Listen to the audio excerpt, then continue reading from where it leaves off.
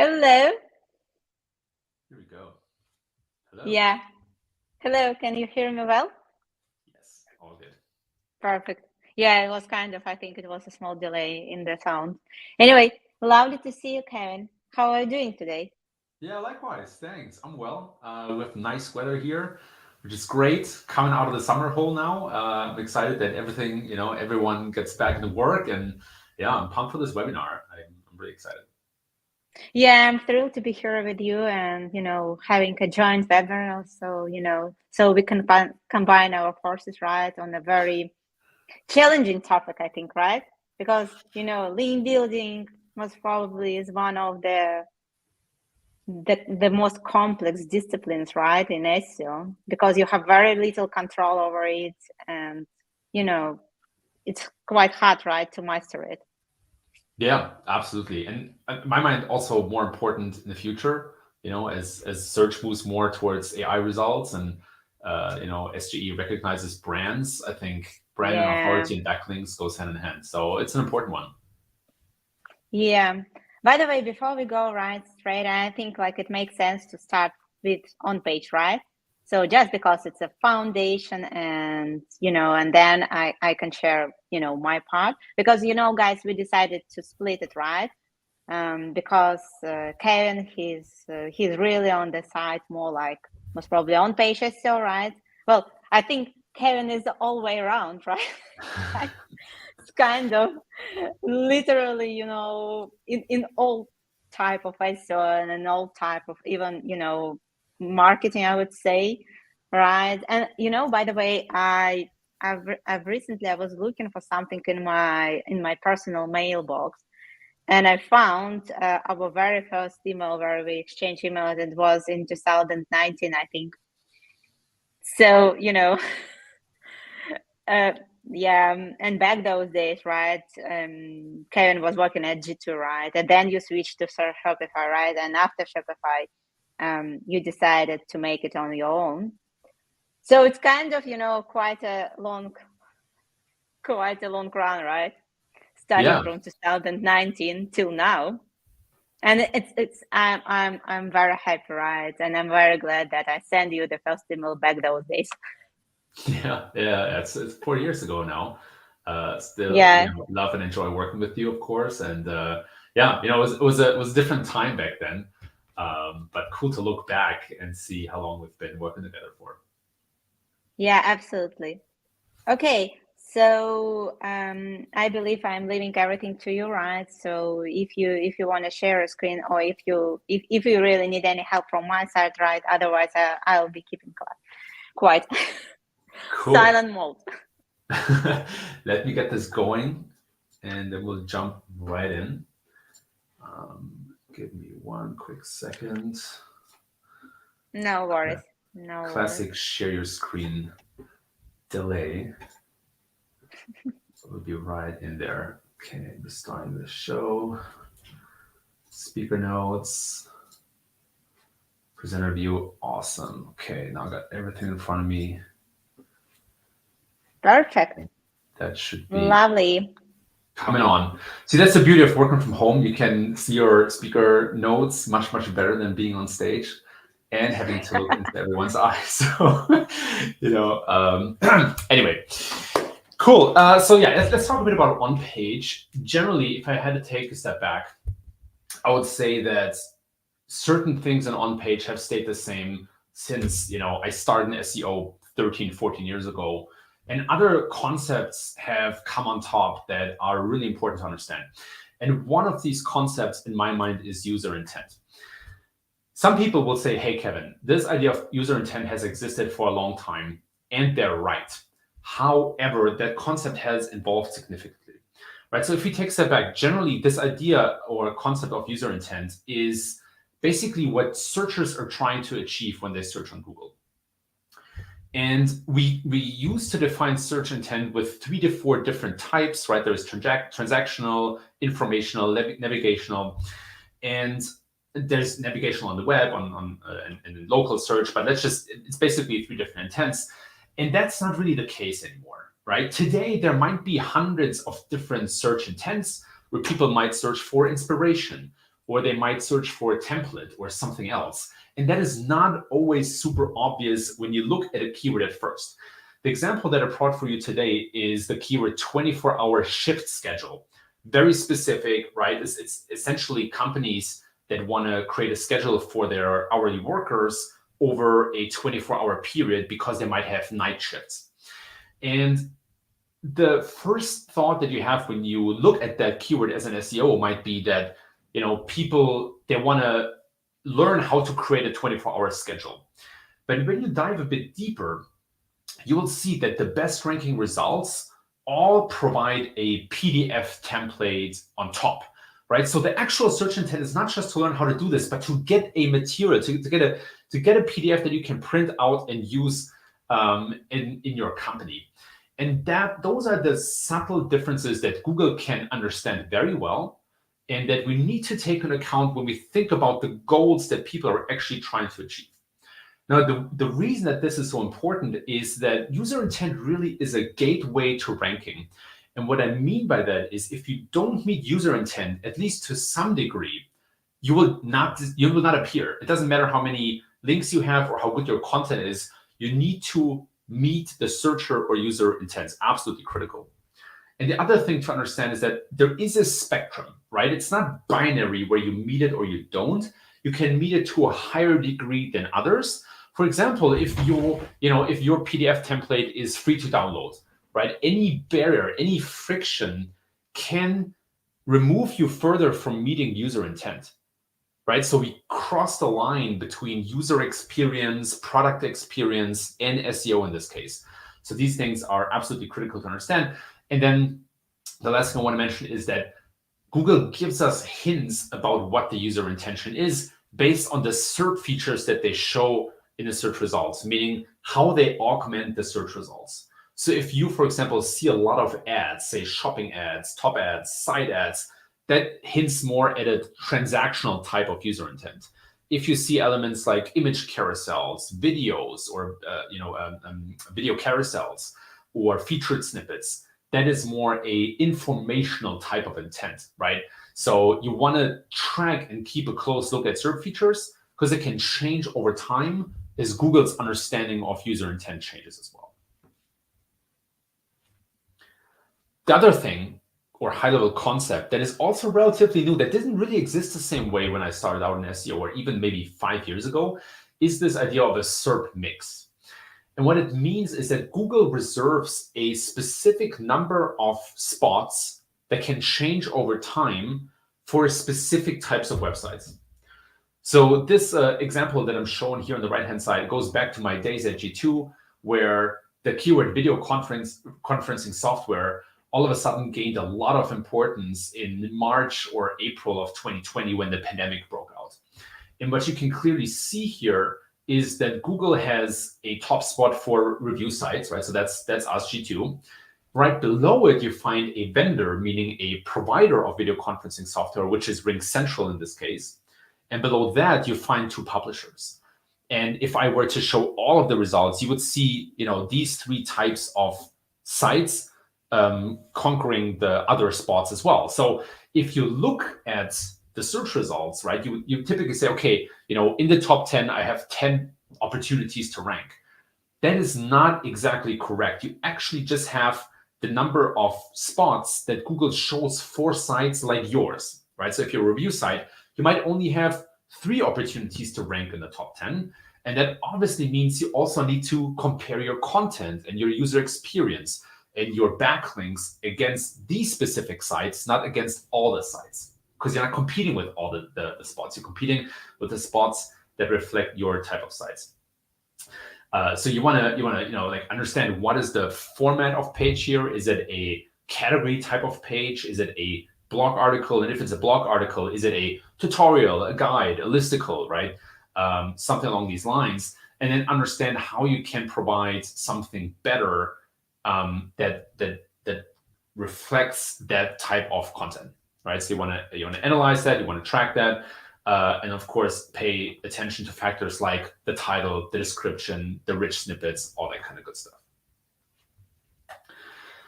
Let's talk EAT, and we can talk probably for a whole hour about this probably most misunderstood rank signal in my mind that there is. So generally EAT, in my opinion, is probably 50% backlinks, right? References from highly authoritative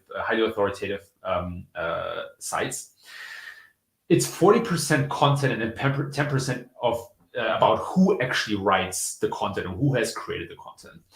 And I want to point that out because I think a lot of times we flip that pyramid on the head, where we think that all that matters is which name is under the piece of content and the last published date and those kind of signals, but they actually don't matter as much as the content and links itself.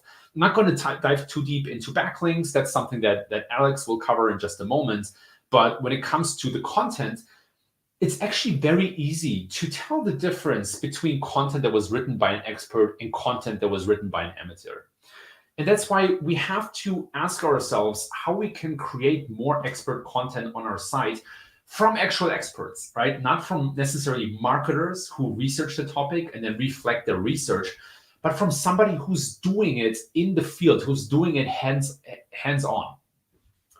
That could mean that if you say your local business and you're a plumbing business or a roofing business or whatever, you want to actually have plumbers create the content, or at least outline the content and give some sort of an input or a brief, and then have a marketer flesh it out, or an editor. But it is critical that expert content comes from experts who do the job, and in best case scenario, you also highlight their author profile on the content, but not because Google knows that Joe Schmo is an actual plumber, but because users will see that type of stuff and will give the content more credibility, right? So I think we often misunderstand the symptoms for the cause, right? And the symptom is the author profile, maybe the author bio, but the cause is actually that experts and professionals just create better content than we can as marketers, right? So it's absolutely critical.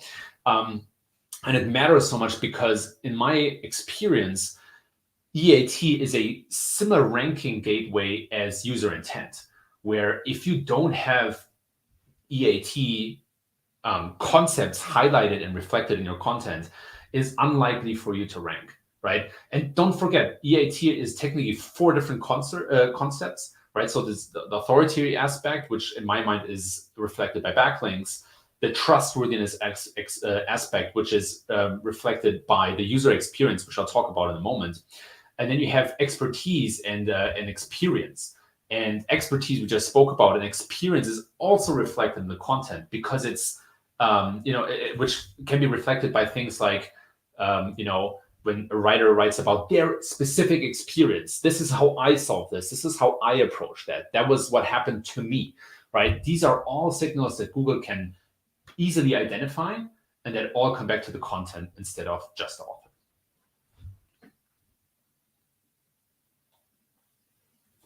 Okay, topical authority.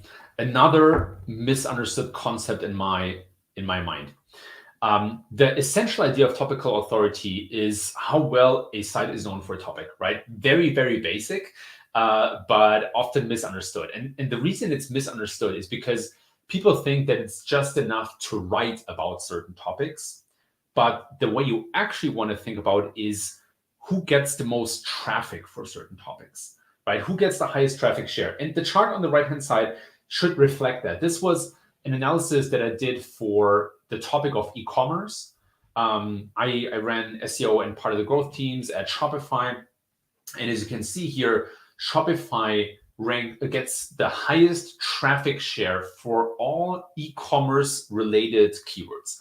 So the way I did this is I looked at thousands of keywords that are about e-commerce, and I just looked at who ranks the highest and how much estimated traffic do they get, factoring in things like click-through rate, SERP features, user intent, brand strength, etc.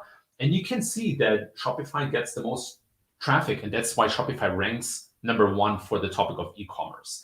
That is topical authority in action, right? So you want to look at traffic share as an indicator, and you want to monitor things like brand combination keywords. So when, for example, Shopify ranks for the keyword Shopify business name generator, that is a very strong signal to Google that Shopify is highly relevant for the keyword business name generator. right? And we need, as SEOs, we need to monitor these things and factor them in. And then lastly, another way to think about topical authority and how to gain more topical authority is in how much new information do you present, right? There's this pattern about information gain, which basically means how much marginally more information do users get from your content compared to other content, which basically means that if you just reflect and rehash what's already out there, there's no information gain on your content. And instead, you want to think about what expert insights can I provide that nobody else has. Which goes back to this topic of EAT, right? It's all interconnected if I was a conspiracy theorist. And you want to think about unique insights that only you can provide.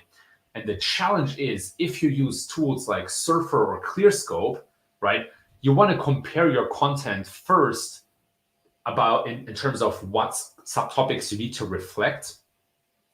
And then you need to factor in what else you can put on top, right? So these tools, and there's no shade on ClearScope or Surfer or all these other tools, they cannot reflect the topic of information gain because it's impossible to measure. So you as a marketer have to figure that out by yourself and use empathy and common sense and logic to think of things you can add on top that nobody else has to your content.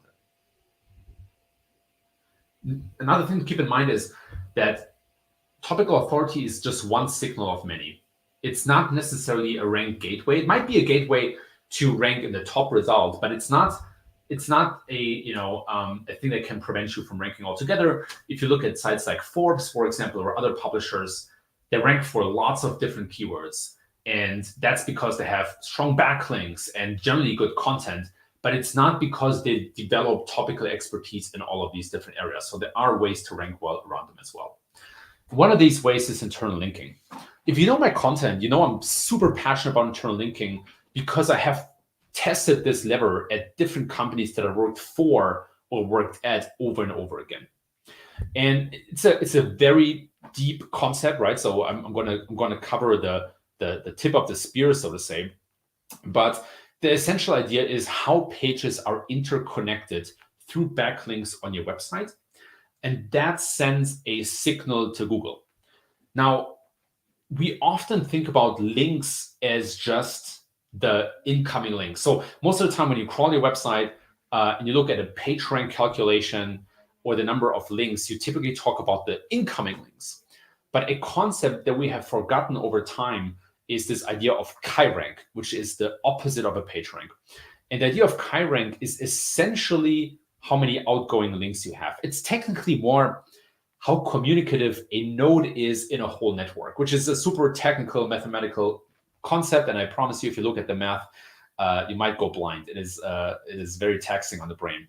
But the essential idea is just that we shouldn't only look at incoming links. We should also factor in outgoing links and see if there is a big imbalance or if it's relatively balanced, right? So generally, a page that gets a lot of incoming links has an opportunity also to have a lot of outgoing links.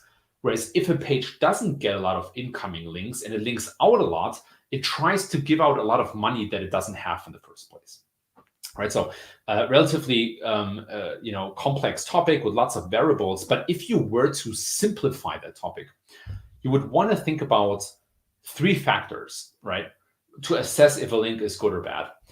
The first one is the anchor text relevant to the page that it points at?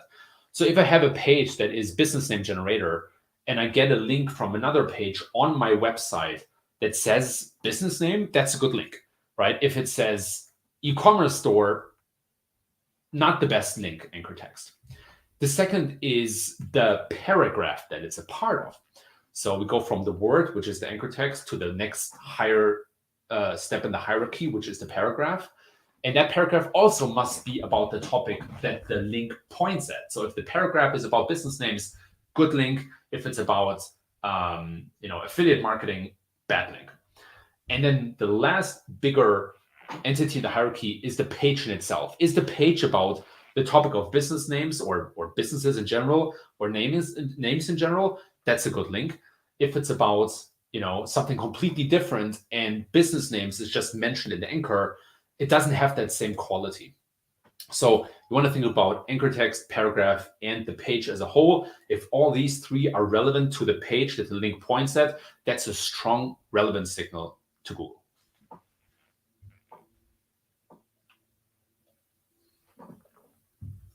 Freshness. Another concept that is often just scratched at the surface.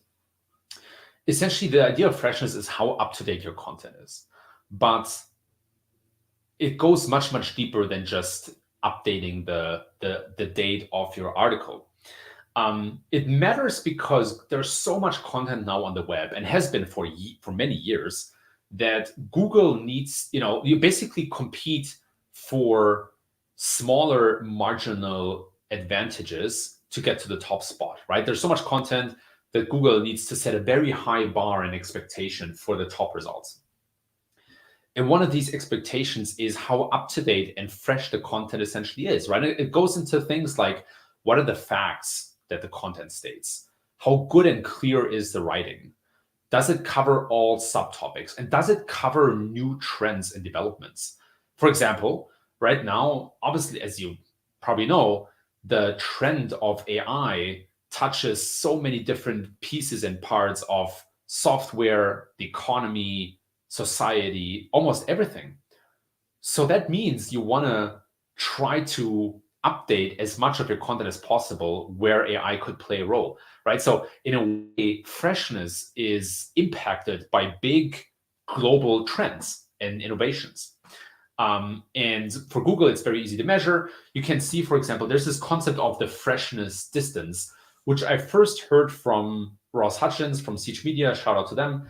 And the basic idea is, how far removed is your content from the up-to-dateness of the top results? So when you look at the right-hand screenshot here, you see that Riverside, for example, their content was updated 7 days ago. I took that screenshot yesterday, so it's probably published 8 days ago. And then the podcast host is from August 17th, and so Castos is from June 27th. And you want to look at the top 5 or 10 results and see if your content has been updated in a similar time range. So you want to sort the top results from the newest to the oldest date and see if your date falls somewhere in between there. And that indicates that your content freshness is comparable. But of course, it also depends on what you updated. If you just updated a word, then it might not matter as much. But if you compare your content against the freshest content in the top results for that keyword, and you see that, for example, they add the freshest content highlights a subtopic or a question that you don't cover, then that's a signal for you to go in and make that change to your content, right? Very, very important, and often underrated. I actually think that refreshing and updating content, or as I call it, tuning content, is one of the most forgotten and underrated on-page things that you can do in total. I already spoke about rich snippets earlier. A lot of changes lately where Google stopped showing FAQ and how to rich snippets on mobile devices, including a lot of SERP changes. I wrote about that recently on my newsletter. But essentially, rich snippets are an augmentation that Google offers websites to have the results stand out more in organic search. And you can already imagine why that matters. The more you send out in organic search, the more clicks you get, and the more clicks you get, the more you can turn that into revenue. It also offers you a bigger opportunity to turn those clicks into a successful completion of the user journey, right? So it's not just about getting more traffic, but you also get more opportunities to show Google that people have the best experience on your page and they should rank your page higher than others, which is not exactly the same as Google looking just at the click-through rate as a ranking signal. I think it's much more complex than that, right? You also have to turn that traffic into meaningful interaction. But as you can see, you can still on desktop have FAQ rich snippets. I took that screenshot yesterday. There are things like review rich snippets. You can have ratings in here, pricing, right? There's still a lot of opportunities, and that might vary from vertical to vertical. So you want to figure out what rich snippets are possible in your vertical. You want to test them against each other over time. And in general, I've always had better results from using rich snippets than not using rich snippets. And it goes as deep as optimizing the image thumbnails as well. That's something that's also often forgotten. But you basically want to dissect the snippet into all the different parts, right? From the URL or the breadcrumb as it's displayed to the title, description, any other rich components, image thumbnails, all that kind of stuff you want to test, decompose, and then figure out what works best. User experience is an absolutely critical and also most confusing concept when it comes to on-page SEO. The basic idea is how users experience your content. And that also makes it so fussy because it's so broad, right? Like what are all the things that factor into user experience? Almost everything. It's not, and of course, the content is kind of the core part of the user experience, but it's not the only part of user experience. There are also things like, what visuals do you use to make it easier to understand what you write about? What fonts do you use? It's a pet peeve of mine. But I see so many sites that use small fonts, that use gray fonts, colors, right? That use font types that are hard to read. It's critical that you make it as easy as possible for your audience.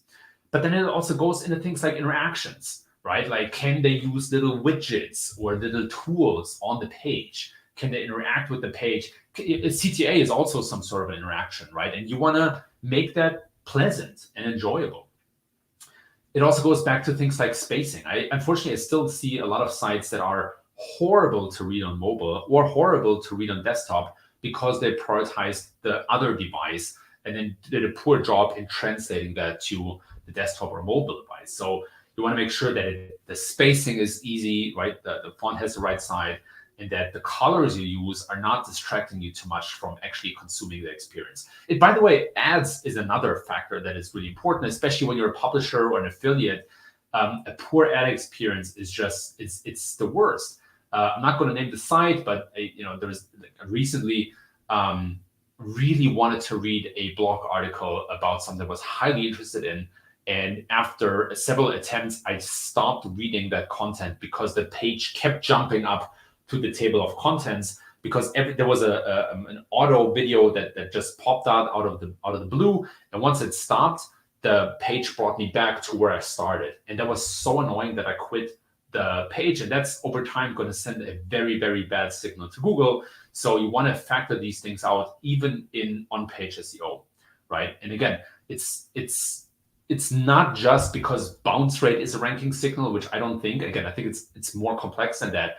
But any negative user experience will lead users to prefer other websites. There's enough selection these days, and attention spans are short enough that if you mess it up, then the best content and the best backlinks won't help you, right? So things like table of contents matter, good formatting, good visuals, high quality graphics, consistent graphics, all these things are important. So these are some of the, or probably all of the on-page concepts that have carried me across all of my experience, whether it was at Shopify, G2, other companies that I work with, and I hope they're useful to you. And now I'm very excited to hand it over back to Alex to see the other side of the coin, which of course is backlinks. Thank you very much, Kevin, for your presentation. I believe we will pick up the questions, and I actually have a few questions to you from my side, right? Because, and thank you very much for actually sharing a great term, right? Freshness distance. Actually, I even wrote this down because it really sounds great, and it's actually describing, right, the situation in a very straightforward and a very meaningful way, right? In terms of why, right, you have to keep your content fresh, right? One more time, all credit goes to Ross Hodgins, right? Yeah. But the term is great. Yes. Okay. Then I'll share my screen, right? So just a second. Okay, sharing my screen window. Here we go. Okay, starting from very beginning. So hello everyone one more time. I'll be covering off-page SEO checklist, right? What we found as the most important, right, elements of your off-page SEO strategy, what you need to focus on to ensure that you build the right links, the links that are really making a difference, right, and helping you rank higher in search engine result. But I want to start from something not related much to links, but might be related as well. Because I often hear people say, SEO is challenging. It's so hard to master your own page SEO and, to write content and so on. And in fact, right, the part, where, we've just listened to Kevin's presentation where he shared a lot of things that are extremely important. And, there are plenty of things that you really need to nail, to master, to learn about, and so on. But let's face it, right? Link building is even more challenging just because you don't really have much control over this, right? And while you can definitely change your website, right? You can rewrite your content, re-upload your content, change keywords, improve user experience, hire designers, improve literally anything on your website. When it comes to link building, right, you have to influence other people, right, and to persuade them to recommend your website, and for sure the right people, because if you're going to reach out to people that are not really relevant to your niche, right, then those links are not really, counted in the way that you want to write, and it's not going to bring you long-term results. Okay, and then I'm into dressage, right? So it's a horse riding discipline, and I keep hearing that are the most complex discipline and so on. And it will take ages, most probably the whole your life, right, to master this. And I thought, why not to combine those two things, right? Why not to choose dressage and link building? Well, obviously I love challenges, which is not like that, but it seems like that, right? And it has been going quite well so far, I think. That is just one of my colleagues, Paul, that sent just a notification that a new guest post has been recently published, and they did, a horse over there. And then I thought okay, maybe even one day I can ride a horse and build links at the same time. Who knows, right? Let's see. But for sure, yes, circling back to the main topic, because the main problem with that, there are tons of ways of how you can build links, right? But not necessarily all of them, are the right ones. They are going to lead you, most probably, that will be better to say, to the right links, the one that will actually change a thing in your SEO visibility. So there are a few simple rules, right, that you can follow, right, besides looking at metrics and so on. So if you feel comfortable with a particular link, you're not really ashamed, right, to share it across your social media platforms, right, then that is the right link, the link that, even though it might be not, an earned link, right, the one that you get organically, but even if this link is the built one, that is the right link, right? Then on a general note, right, the acquired link that should help you enhance your overall brand and topical authority, which means, right, links should come from the right businesses, right? So recommendations, and I always keep telling our clients and just people that are interested in building link, that you have to think about links. Basically links are like recommendations. If you get a recommendation, right? If Kevin recommends me, then that is a very good recommendation, right? Because Kevin hasn't enough topical authority. Obviously, if you Google his name, right, you will see that he's a real expert, right, in the eyes of Google, right? Not talking about just a very impressive track record of all those webinars, content, and so on, right? And getting a recommendation from Kevin is going to actually affect, right, my authority.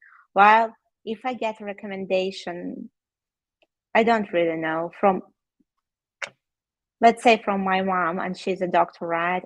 That will be a nice recommendation, but obviously it's not going to work because I am not a doctor, right? Then, right, the backlink profile, and that is very important, but that's only in a long-term run, right? You can't really evaluate this, assess this, unless you've already built enough links.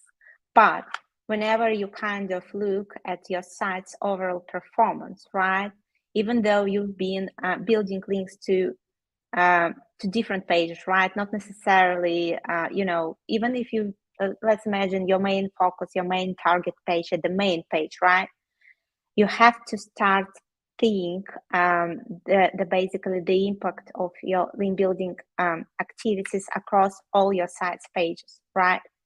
So it's kind of not only affecting, right, and links are not only affecting the page to which they are kind of built to write, the target page, but links are also affecting the overall performance of your other pages, including the ones that don't really have any links at all. Just a random example, right?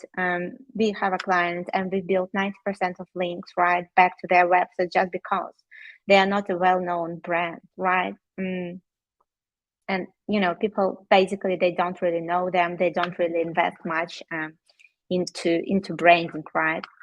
And whenever you don't really know something, you can't really link back. The same about recommendation. That is the reason why I always, refer to recommendation when I talk about links, just because it's quite similar.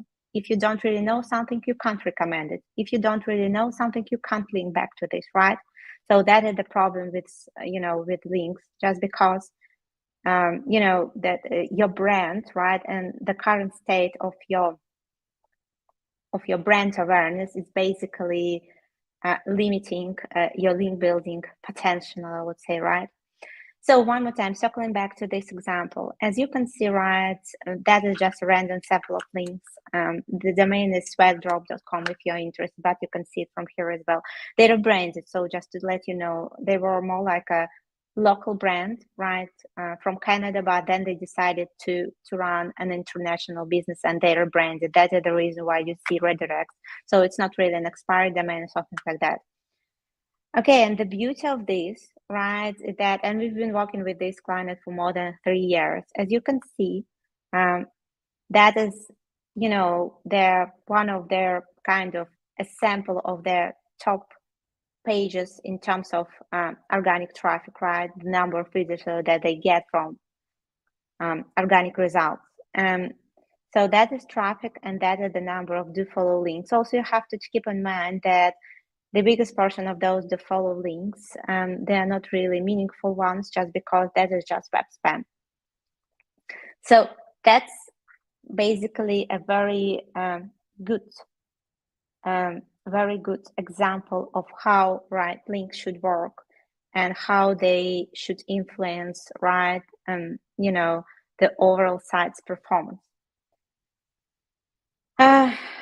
Oftentimes, when we think about backlink profile, right, we think that it looks amazing, right? But in reality, it's not like that at all. And I just want to share with you, right, a very simple yet powerful checklist, right, that you can grab and you can use, right, for your own benefit, and start building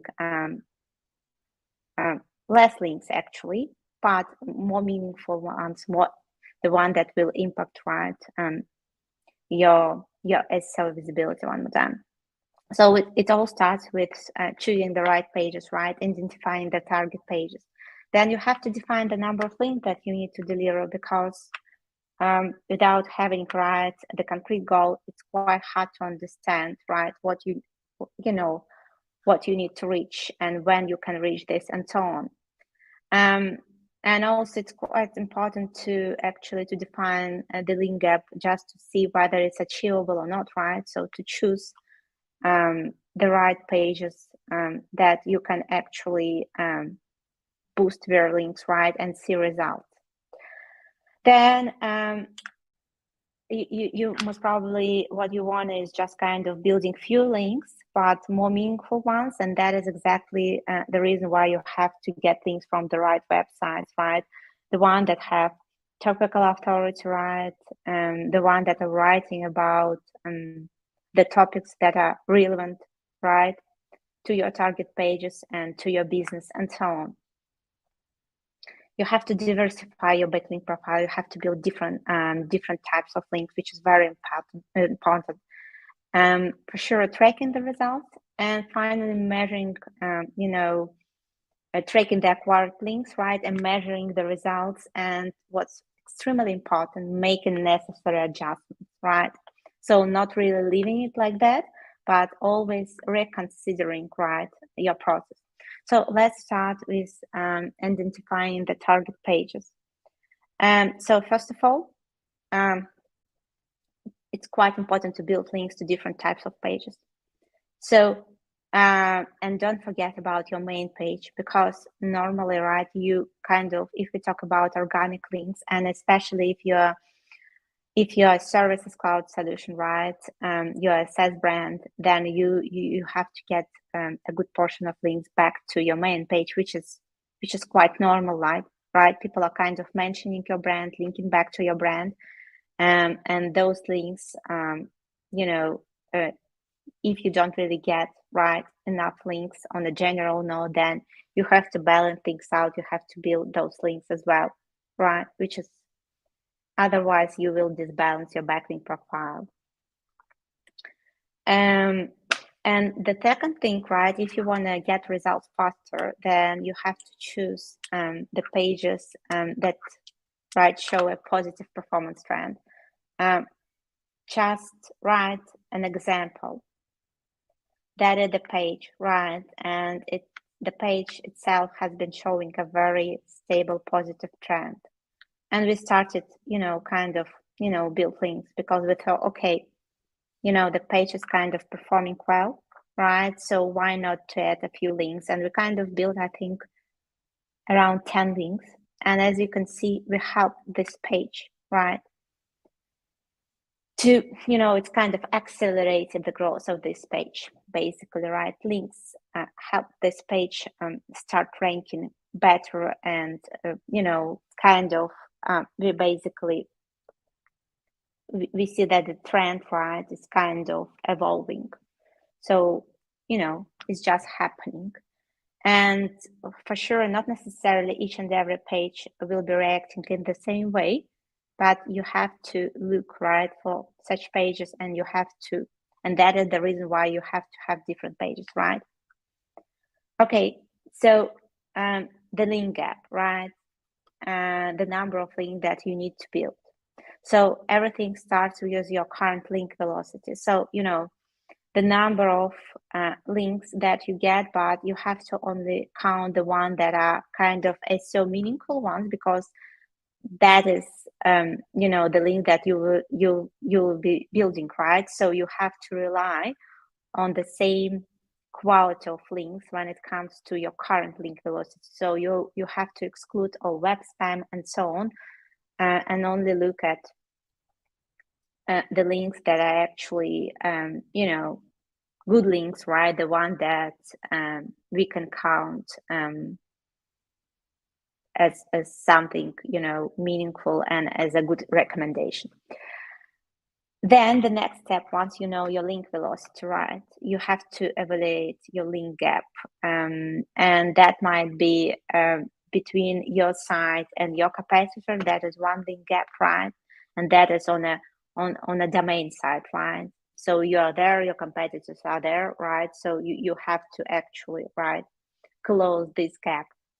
And then you have another link gap, which is like whenever your websites are relatively the same, right? And, this page right, has way more backlinks compared to your page, and that is another link gap. So there are two link gaps basically on the domain side and on the page side, right?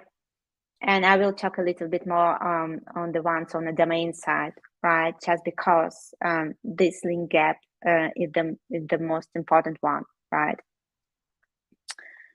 And just important comments. 20 links per month. If, right, one more time, it's very important, right, to make sure that your on-site SEO is in a good shape. So what Kevin covered is kind of, it's an essential starting point.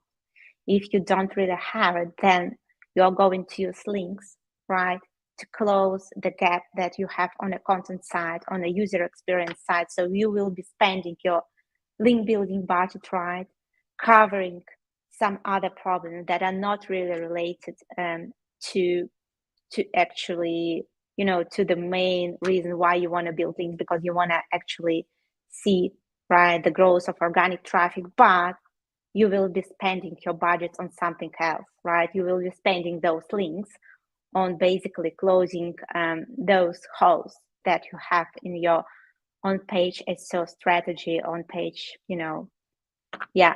So that is very important. So, one more time, if everything is delivered quite well with your on-page SEO, then 20 links per month will actually yield, you can expect to start seeing results within 2-3 months.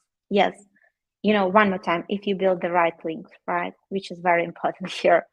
But if, we see that, and actually I'll share a screenshot, right, it kind of works like that.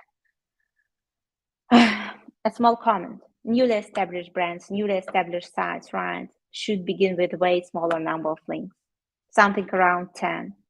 And strictly, if possible, just kind of building even links only back to your main page, right? Just because that will be the best in terms of, building a solid foundation. But if there is a necessity of building links back to other pages, then at least, giving, splitting this, and giving a good priority, right? Giving, spending enough of your link building budget. I'm sorry, back to your, and build links back to your main page. Okay, so link gap, that is very important. So first of all, you look at the type of pages, and if you don't really see any pages, right, and any businesses that are relevant to you, right, that are the same, right, if your review site, that was a brilliant example from Kevin, and you don't see any review site there, then most probably that is not the right setup for you, right, not the right search engine result for you. So you have to target a different keyword. And also beside that, looking at the overall authority of those brands, right? So, what we see here is that we have LinkedIn, right? We have Hootsuite, we have a business, whatever, daily.com, which is also a very old and influential website, HubSpot, and so on. So if you're not really as good, right, your brand is not really as popular as the ones that you see here, then even though you might, and that is right, kind of domain authority, domain rating is basically,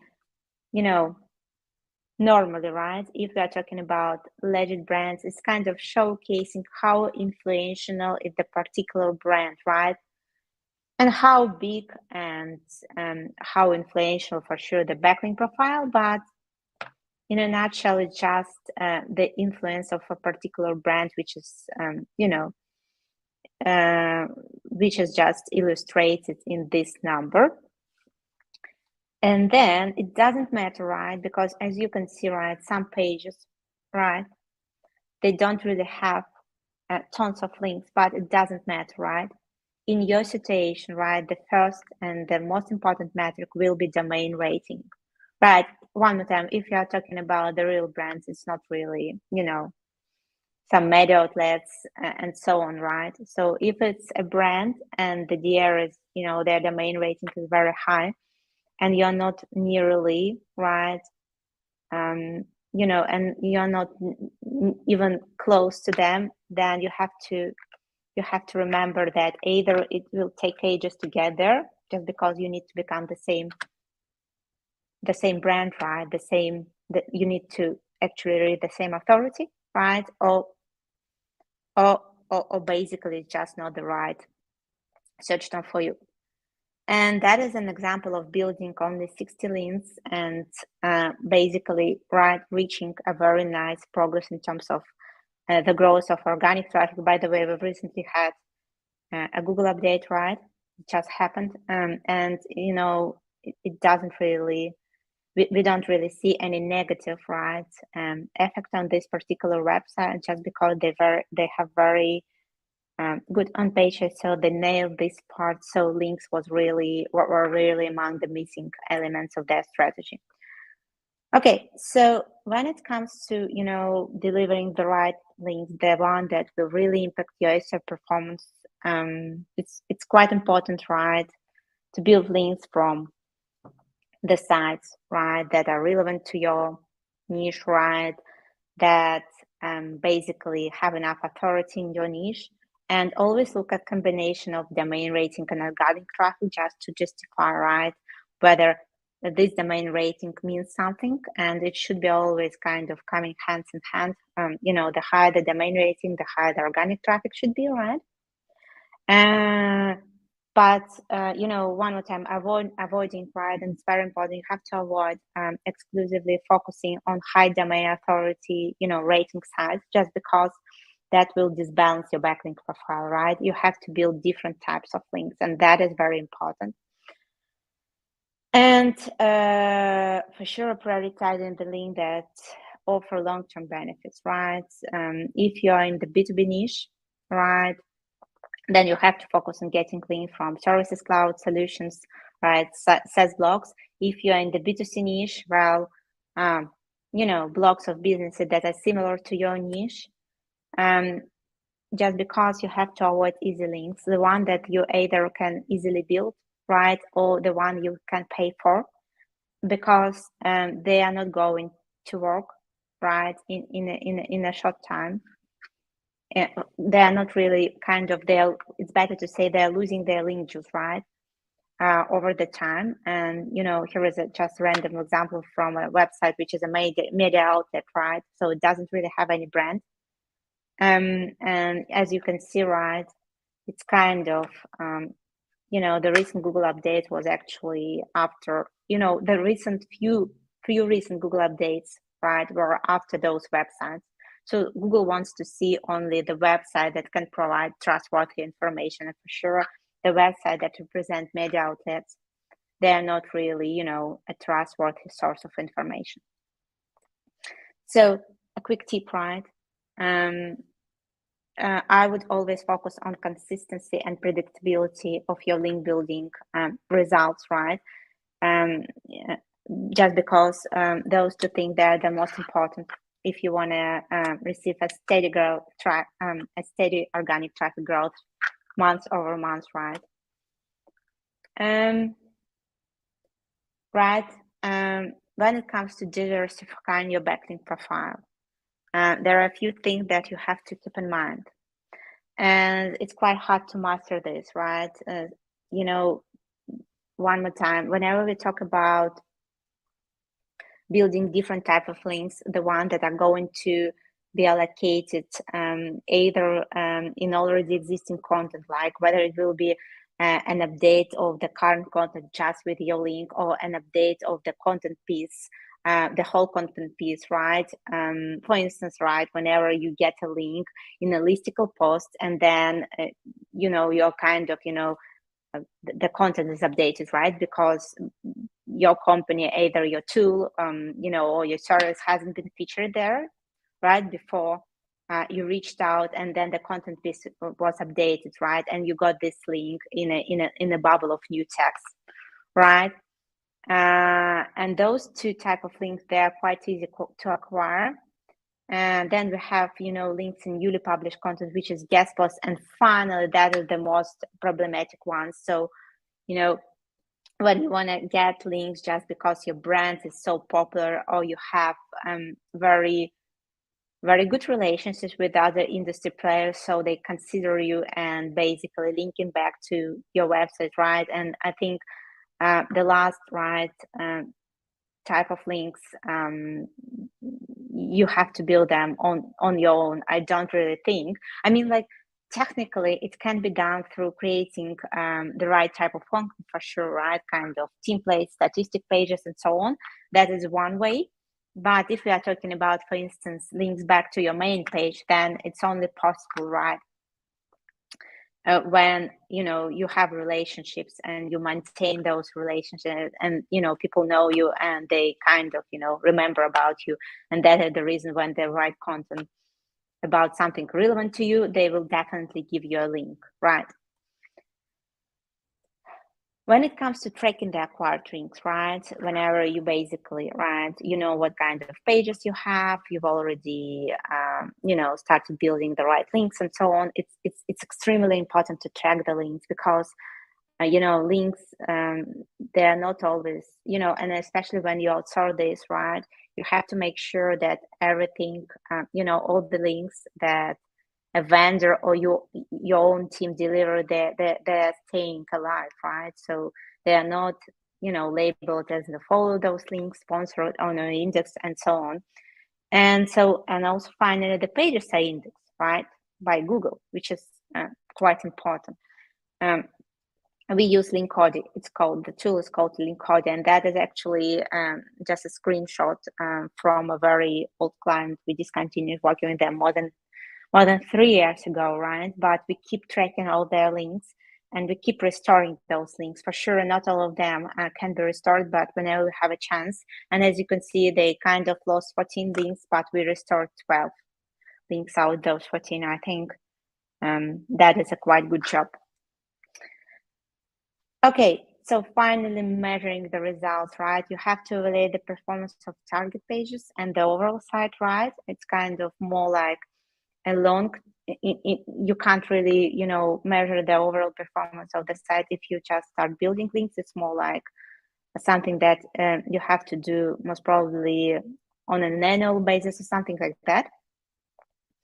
And also based on, right, those evaluations of your performance, you have to make necessary adjustments, right, in your link building strategy. Change the pages, change the type of link that you're building, produce new content pages to improve maybe your organic link flow, and so on. So to wrap this up, right,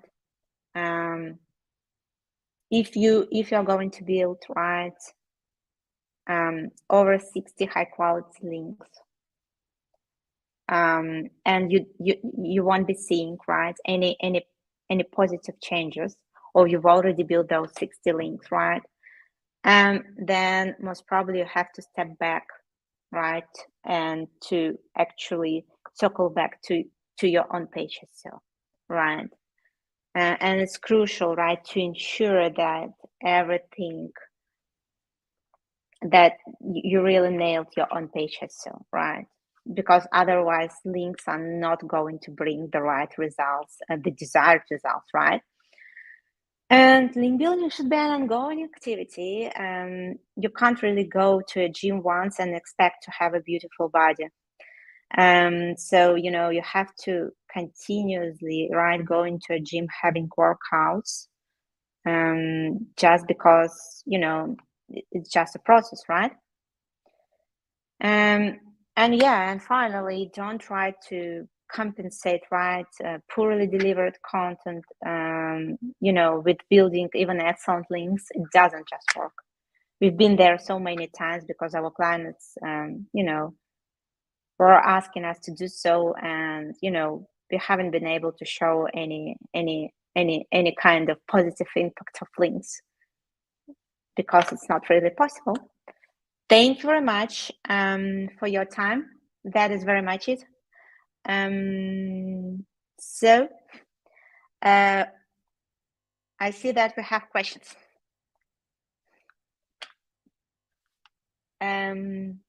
Okay, we have a question to Kevin, actually.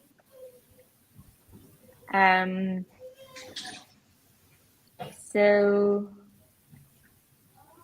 I guess it's about SERP mix, right? Do you see the question, Kevin? Yes, I see the question. Yeah. So Esan asks, on the SERP mix concept, does it mean that if we create all those types of pages that rank in SERP, we have greater chance of ranking at least one of them? Let's say we have a listicle, a PLP page, and a blog post focused on a single keyword, but for different intents. So is it better to split the intents to separate landing pages instead of combining intents in one page? It's a great question. And the way that I think about this is that some keywords have a very clear intent, like buy black sneakers, right? It's very clear what people want to do. And other keywords have an ambiguous intent, something like sneakers, right? Are people looking for the latest trends in sneakers? Do they want to buy specific sneakers, compare different sneakers? So you first, to make that decision, right? If you want to have different pages to target different types of intent, or one page to target different types of intent, you first want to get an understanding of whether the keywords you target have a clear intent or an ambiguous intent. Second, you want to look at the search results and basically see if the same pages rank across different keywords. If yes, that's a strong hint that you can do the same. If no, then it's a strong hint that you cannot do the same, right? So the answer is kind of given away by Google, and that's a recurring pattern you see across many different concepts. It's kind of the proof is in the pudding a little bit. So you want to do that research to make the decision, and then also play around with it a little bit and test it, because these things can change over time, right? For example, an important keyword for Shopify is how to start a business.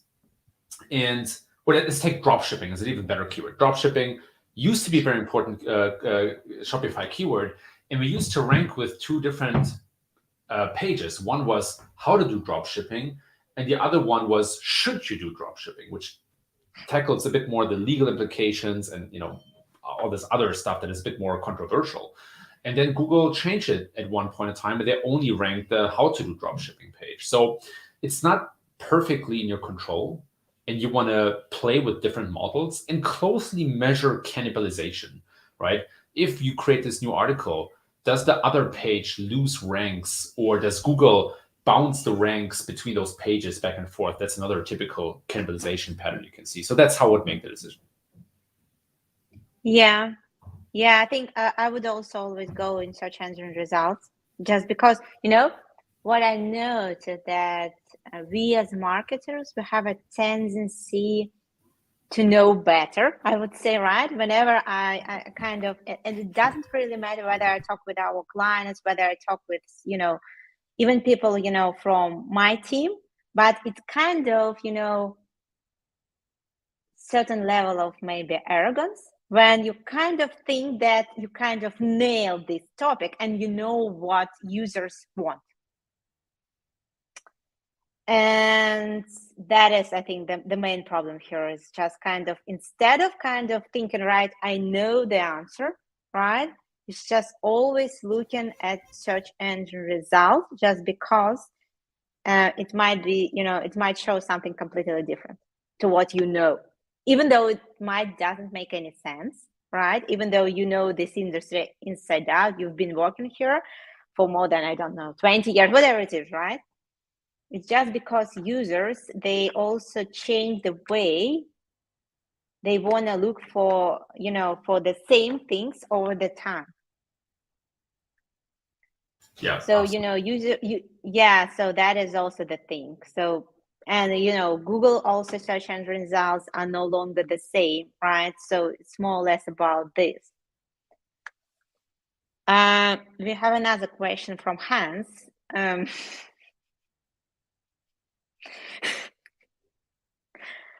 Are we going to swear and tell link building right now?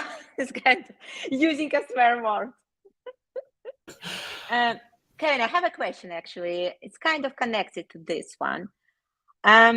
how many outreach emails from link builders, right, suggesting you all type of links do you receive on a daily basis? At least one.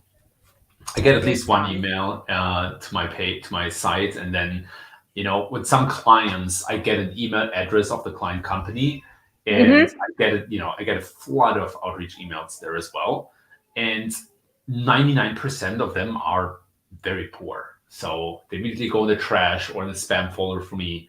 And if they go in the spam, and other people probably do the same thing, that means you burn your delivery. So what's your point of view on that? Because I'm mean,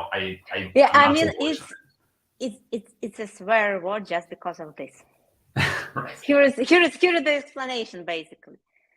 It would never become something else if people, right? And if we keep doing the same mistakes, right? If we keep building links in that way, for sure, most probably, and I think at some point there should be a completely different term. It should kind of appear that will be actually explaining a completely different approach to link building, right?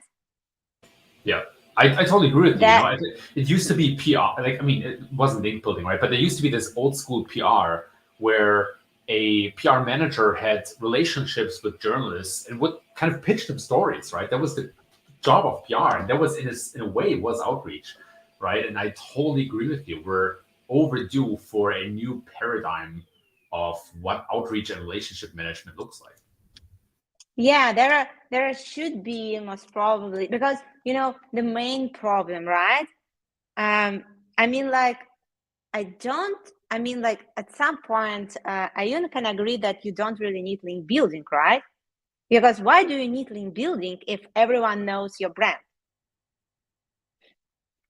Sure. You just need to actually master, those relationships and set, but that is more about how you kind of, one more time, allocate your internal resources, right? If everyone knows you, what the problem of getting links to the right pages? Absolutely. Yeah, no, it's, in theory, yes. And then at the same time, there's so much competing things on attention, even for journalists or people who can amplify your brand, that I still think it's good to have some channel.